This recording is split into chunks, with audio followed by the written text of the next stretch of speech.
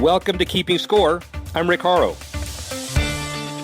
Each week we bring you insights from the playmakers, deal makers, and rule makers in the world of sports. I'll give you my take on some of the items of the week using my 30 years of experience doing deals for teams, leagues, and players in the $750 billion business of sports. Plus, we'll talk with a central figure in the sports world. The views expressed in this podcast are my own and do not represent the views of Reuters. Let's get started.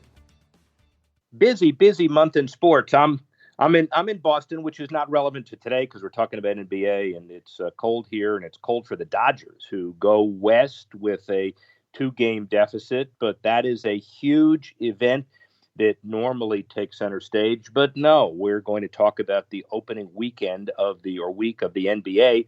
Prolific numbers. The NBA is blessed with some huge new dollars from gambling. They've got all but 4 of the teams solidified with patch jerseys. They're spanning the globe. They're doing a whole lot of good stuff in China, and Adam Silver should be commended. Speaking of being commended, we have our Poobah digital editor for Reuters, Amy Tenery. Poobah may be wrong, but that's a sign of respect. How are you? I will take it. Thank you. I'm doing great. Thanks for Good. having me. I guess Colarusso is the grand Poobah, and you are the Poobah in training. Exactly. PBP. I'll tell him that. Yeah, good. Please go ahead and tell him that. So, what's your perception of the first week of the NBA, beginning of the 2018-19 season? You know, it's interesting, the star power that LeBron James has. I was kind of looking around at viewership, and I found this, to me at least, really staggering statistic. The Lakers opener, it was an away game against the Blazers, was up 63% over a comparable Lakers-Clippers matchup last year, according to Deadline News. And that's remarkable on its own. It's even more remarkable when you consider the fact that same night, the Red Sox clinched the ALCS. So we had must-watch baseball happening, and yet LeBron going to L.A. was absolutely meteoric for ratings. He's a Saturn plant. He is Amazon when they move from place to place. So for all of the LeBron incredible stats back in La La Land, it brings us to Cleveland, who lost the Saturn plant, who lost Amazon in this context.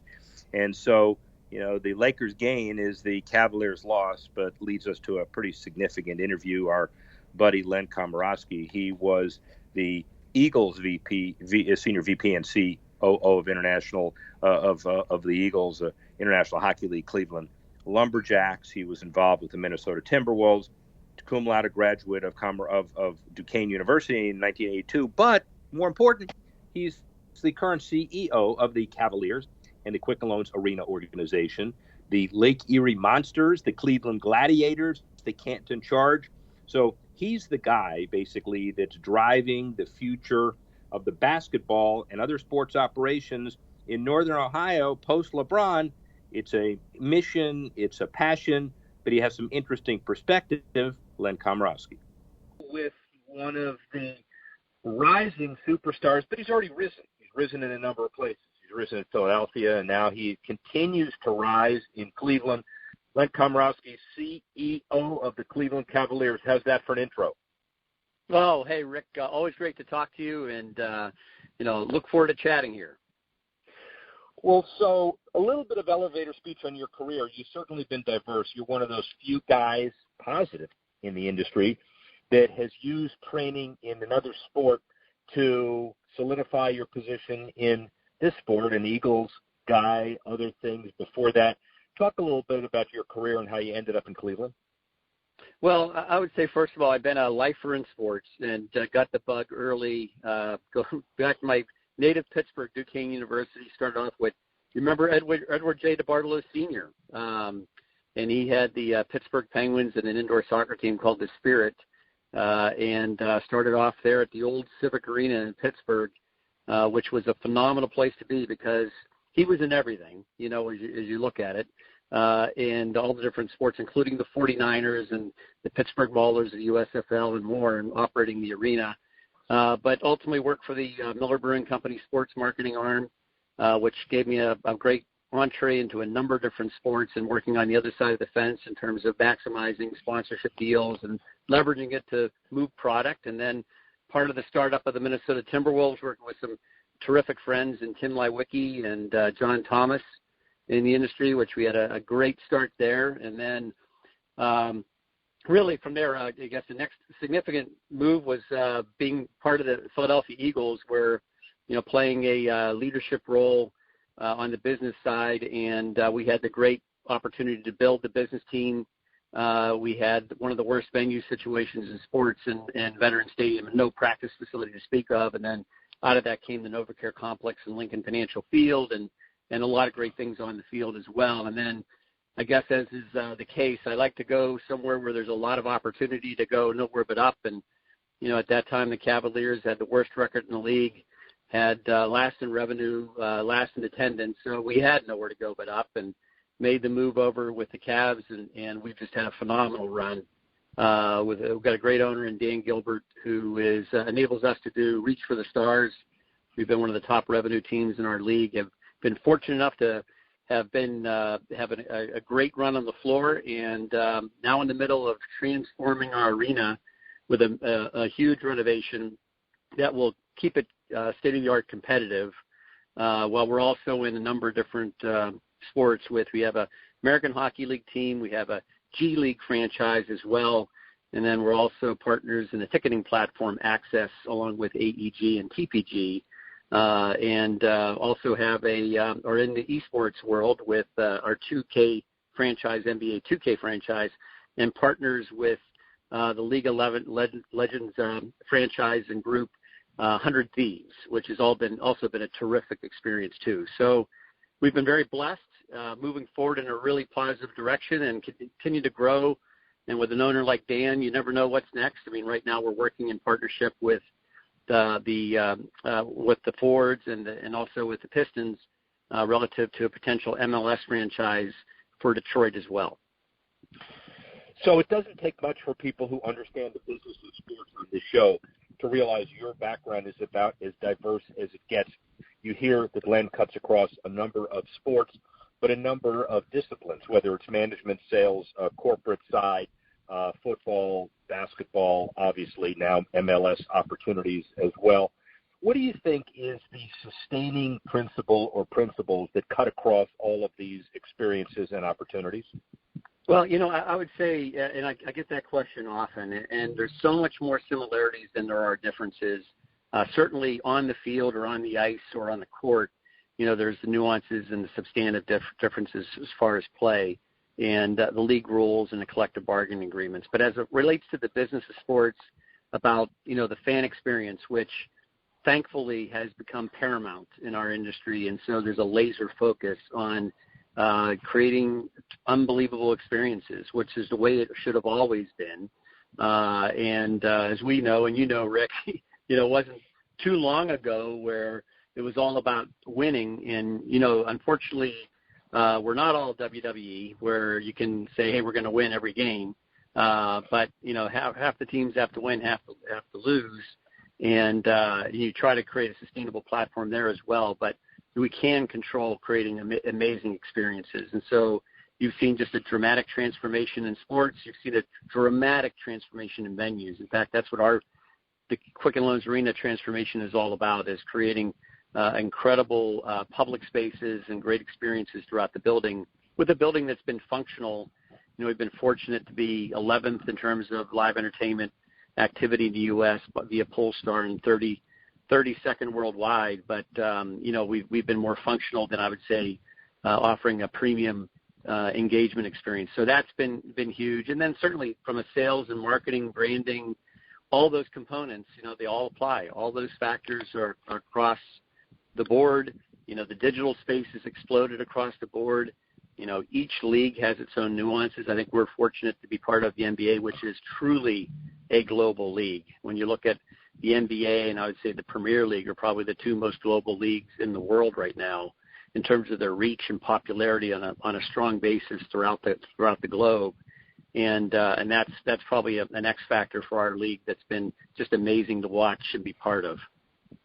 One of the things that Gillian Zucker and Peter Fagan and all of the people that we've interviewed who have the business responsibilities of NBA teams have been consistent with is that the partners in your organization day to day are not necessarily only your ownership partners, but the other partners around the league. As you said, you are one partner in a joint venture that basically is global.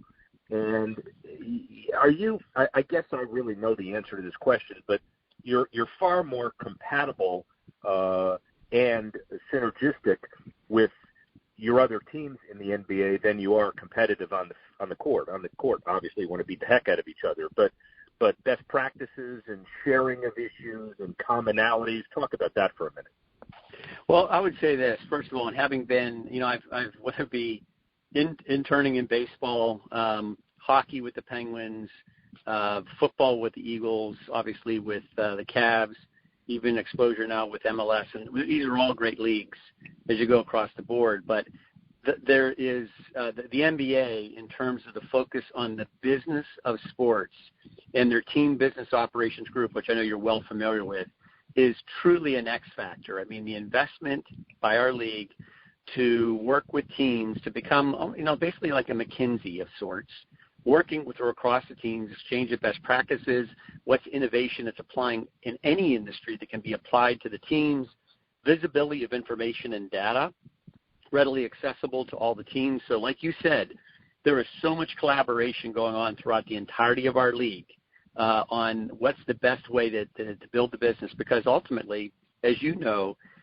when you look at it from a ownership end too, asset value is a key component, and you're only as strong as a league as your weakest link. And the amazing part about it is now we have incredible businesses across the board in the NBA, and I credit that largely to the Teambo group in the NBA and how that group has continued to evolve, and now is in every aspect of our business, including now on the arena operations side. So we've partnered with Disney with a program called Elevate to elevate the arena experience as a whole, with a best-in-class experiential operator, and apply those principles to the operation of our arenas. So it's gone beyond just, ticket sales and corporate sales and game presentation and marketing, but now into a lot of the fundamental aspects of the business that go into the operational side of the house as well. So that's been just a hallmark of the league, wherein, other leagues, there isn't that robust resource to assist the teams, nor is there as much, I would almost say, visibility of information. So we know what our partners are doing, and they know conversely with that, and it really aids in helping to create visibility about how you can improve your game, and ultimately which teams are doing it well that we can drill down further with and apply those principles, practices, and successes to what we're doing. You're tired of answering LeBron James questions, but I'm going to pose it in a different context because I bet you I know where you're going to go with this one. And it was the same kind of comments we had from Mickey Harrison years ago when LeBron left and went to you guys. Again, you're much stronger on the business side than you were a few years ago. I assume the LeBron factor kind of helped get you there, but just like Tiger Woods in golf, I assume that you're better now able to go through the valleys and build your team again on the court, understanding you have your business metrics down. Talk a bit about that. Well, I would say this, first of all. We were incredibly blessed to have the best player in the world, with LeBron, and not only that, I think the other part of it too, which is even sustained beyond here, is his continued impact in the community, what he's doing in Akron, and which we know will just continue to happen and live on as well. We've had just an amazing run, especially these past 4 years. Just been incredible in every facet of what we do. And as you said, Rick, I think we're embracing this next stage in our whole process here. We've got a team with Kobe Altman, our GM, has assembled even over looking at last year, the number of key players have come on board, whether it be with the trades, with Larry Nance Jr. and Jordan Clarkson and Rodney Hood with that front, to Jetty Osman, and then also looking at Kevin Love extending with the team. So we feel, and then obviously an exciting young rookie in Colin Sexton, and Ty Lue, I know, is excited about the opportunity to continue to mold this group.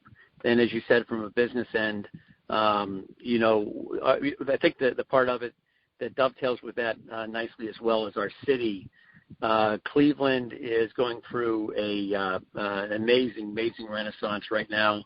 You've seen this trend with urban areas across the country, but in the Midwest, where these industrial heritage cities like Cleveland and Pittsburgh and Detroit have just reinvented themselves and are now on fire. And we're seeing that amazing uplift in our downtown, and certainly that dovetails with that we have the transformation of our arena, which is generated a lot of excitement about what's next, as that process is going to continue through October of 2019 before we're finally done with it. But right now there's a dramatic amount of construction and work going on in our arena that has shut the building down this summer and will for next summer as well. So we're continuing to move forward. And and really excited when you look at what's going on not only with the building, but with continued efforts on the floor. Final question, Len Komoroski. Where is the NBA in general and the Cavaliers specifically 10 years from now? I would say this: the NBA. We have amazing leadership with Adam Silver. Adam is, I would call, is truly an enlightened mind. And when you look at it, just as it relates to any number of matters in sports right now, Adam has played a leadership role with our ownership, with our league as a whole, in positioning our league to be at the forefront of innovation in terms of what's next within the industry. And the thing that I would say right now, which is just absolutely remarkable, is the explosion of international growth of our sport, of our league, has just been mind-boggling. And the great part about it is now it's exponential as far as growth. When you have 300 million people in China playing basketball, and our league is playing more of a leadership role, opening NBA academies in countries all over the world to help to bring and grow the talent base that's out there, because right now over 20% of our players are international, but even help build on that. So we've truly become much more of a global league. Credit to David Stern, really pushing our league in that direction. It's really paid dividends. And, the popularity of basketball, we're seeing a league that realized double-digit, has realized ratings growth on a sustained basis and popularity growth. Digital numbers are through the roof. And I just think our league is positioned, and you've seen this now in asset values as well, and transactions, is positioned to continue to evolve and grow on a significant basis. We're fortunate to have tailwinds at this point with everything going on within our league, and I think the game is very accessible to just about anyone to play, and I think that we're going to continue to see that evolution happen both domestically and internationally. And you have basically basketball and soccer are the two worldwide sports. And the thing about it is the NBA is undisputedly the number one league in the world as it relates to that. Even the Premier League is a phenomenal league, but you have, League One, La Liga, the Bundesliga. You have some great leagues there as well, where in the case of the NBA, the NBA is the worldwide league and brand for basketball. Ladies and gentlemen, the guy talks about tailwind, but don't forget the tailwind created by top-flight executives like Len Komoroski. Rick Horrow, speak with you soon. More than 30 years of experience in pro sports and entertainment, his leadership has helped set a solid business foundation for all of these teams. But life without LeBron is pretty significant, but you wouldn't know it hearing from him. Amy, what's your perspective on all this? It was interesting to hear him talk about fan experience. I know that's a topic that we've discussed at length, but I had always, and not to sell out my generation here, but I had always sort of assumed that the big issue with fan engagement was trying to get a generation of people who were raised on smartphones to actually pay attention to the game. And it was interesting to hear him talk about it less in those terms and more in terms of insurance. I think the phrase he used was, it's the one thing we can control. We can't control whether or not the team plays well or performs well or whether they have a winning record, but we can control whether or not people have fun when they're physically in the stadium. I don't think that the coaches and the players would really appreciate that sentiment very much, but I thought it was an interesting perspective. And as you said, especially now that LeBron is out of the picture and the Cavaliers are much worse off for it. There have been some really terrible teams in the NBA before, but not from the heights that LeBron had created or the expectations that he created. And now we're in a situation where it's entirely different. It is interesting to hear how people have to deal with life without a superstar, because let's remember that's how the other 2/3 of every sports league lives. So Len's perspective is really valuable in that context. But you've got another perception as well. Yeah, another thing that certainly he has worked really hard, I think, to divorce, if you will, the world of on-court play and the world, the business side of this team. And he has to, I think, in a certain sense. You can't get too emotional about a player leaving. You have to keep moving forward. And a thing that I thought was personally very interesting and impressive was the work that he's done into staying in tune with the comings and goings of the Cleveland business world, whether it's real estate developments or retail developments. He's so plugged into everything that's happening in that city, and I think that that's what is going to help carry them through what looks to be a significant rough patch for this franchise. Let me tell you why that's important. It's really good that you mention it. It's because there have been a lot of discussion in the Cleveland Business Journal and other places that basically, as goes LeBron, so goes the pace of downtown development. He's that important. Well, that's not necessarily the case. He leaves, he goes to L.A. You've still got the Quicken Loans Arena. You've still got the Flats. You've got the casino that's being done. A lot of this axis is Dan Gilbert, the owner, as well as some other people who are involved in the organization, and Len's ability to spearhead the continuing effort. So I guess it's another case of you got to protect yourself, because superstars are important, but they don't necessarily drive the fans inside the arena, and they also don't necessarily drive the fans outside the arena, too, from a development perspective, and Len Komoroski leading the way. Next week, we've got some interesting perspective from an entrepreneurial world and a new announcement. And then after that, we've got some NBA folks, NHL, NFL to follow. Rick Horrow, speak with you next time. Thanks for listening to this edition of Keeping Score. Our producer, Alex Cohen, associate producer, Freddie Joyner, assistance provided by Carlos Swadek, Tanner Simpkins, Jesse Leeds, and Jamie Swimmer, and the executive editor of Reuters Digital, Dan Colarusso. I'm Rick Horrow. Thanks again for listening. See you next time on Keeping Score.